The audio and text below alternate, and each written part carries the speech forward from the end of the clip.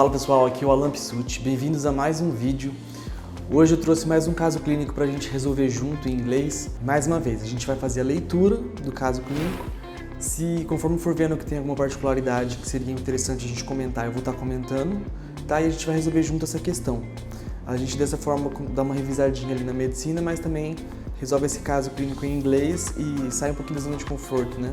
De ficar só lendo med curso, essas coisas assim. Então, é interessante a gente começar a ler mais coisas em inglês para a gente poder, como eu sempre falo, aumentar o nosso input, né? Para a gente estar absorvendo cada vez mais coisas em inglês para posteriormente a gente conseguir aumentar o nosso output, que é justamente escrever e poder falar, tá? Então, vamos lá para o caso clínico. Acompanha aqui do lado. A 70-year-old man comes to the office due to chest discomfort for the last 4 months. He says that he has a pressure-like sensation in the chest that is brought on by walking. The pain subsides after 2 to 3 minutes of rest. The patient denies having any shortness of breath, syncope, lower extremity swelling, or palpitations. Medical history is significant for hypertension and hyperlipidemia. The patient is a former smoker with a smoking history of 30-pack year. He does not drink alcohol. The patient also has chronic obstructive pulmonary disease, COPD, which was the reason he stopped smoking 2 years ago. His pulse is 70 per minute, blood pressure is 140/82, echocardiogram shows left atrial dilation, mild concentric left ventricular hypertrophy with an ejection fraction of 60%, aortic valve 1.6 square centimeters, and he has no other valvular abnormalities. Which of the following conditions is most likely responsible for this patient's current symptoms? Então vamos primeiro revisar algumas coisinhas aqui nesse caso clínico. Por exemplo, 70-year-old man, discomfort for the last 4 months. Acho que aí tá tranquilo. Pressure-like sensation in the chest. Então uma dor em aperto, em pressão, né? Pressure-like sensation. Brought on by walking. Brought on, to bring on, é um phrasal verb, né? Que é, assim, trazer à tona. Então, nesse caso aqui, nesse contexto, essa dor é provocada por andar, tá? Então, this pain is brought on by walking. The pain subsides, goes away, a dor ela cede, after 2 to 3 minutes of rest. Então, depois de 2 a 3 minutos de repouso. Então aqui, ó, a gente está negando aqui. The patient denies having shortness of breath, syncope, lower extremity swelling or palpitations. Então o paciente não tem esses sintomas ali. Medical history significant for hypertension, ok? Hipertensão, hyperlipidemia, hiperlipidemia. A former smoker. O que significa former? Ex, tá? Então, ex-fumante. Então, a former president, ex-presidente. Former girlfriend, ex-namorada. Tá? Então, é outra forma de falar ex, uma forma mais formal de falar ex, tá bom? Então, o paciente é um ex-fumante, a former smoker, with a smoking history of 30-pack year. So, the patient does not drink alcohol, bebe álcool.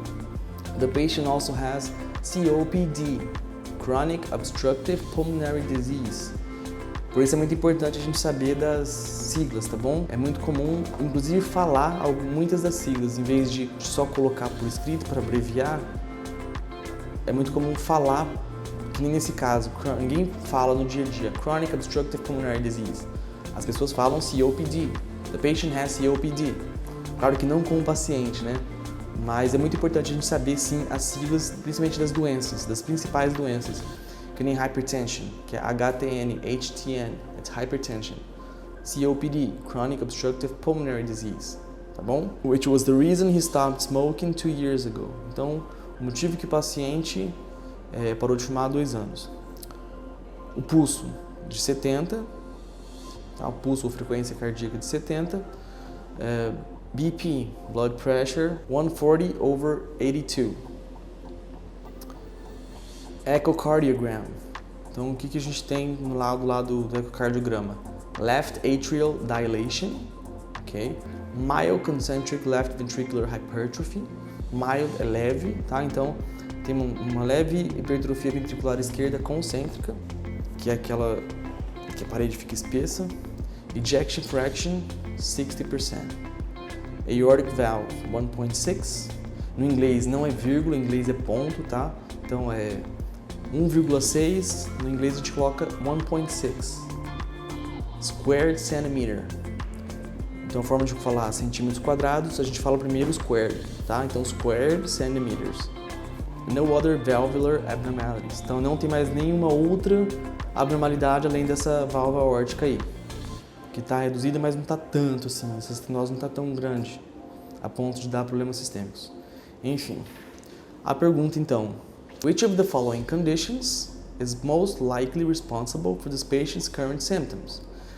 Which of the following é qual dos seguintes, tá? Então, which of the following conditions, quais as condições seguintes, porque vai apresentar ali em seguida, is most likely responsible.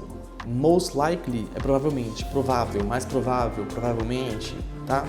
Então, é provavelmente responsável pelos sintomas atuais do paciente. Current é agora, tá? É o que está acontecendo agora, é atual. Então, the patient's current symptoms. Algumas opções que eu botei aqui, então, obstructive lung disease.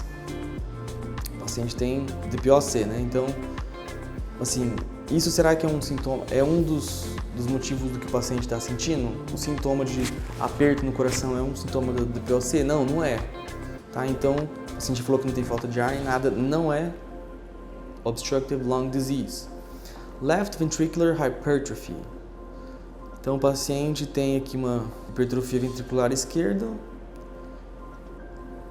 Então, esse é o motivo? O que hipertrofia ventricular esquerda dá de sintoma? Poderia estar dando, talvez, síncope, se não tá, às vezes por causa da estenose aórtica, ali está dando uma síncope no paciente, porque fica fazendo força ali, não consegue passar pela válvula aórtica direita, que está estenosada, enfim, outros sintomas, tá?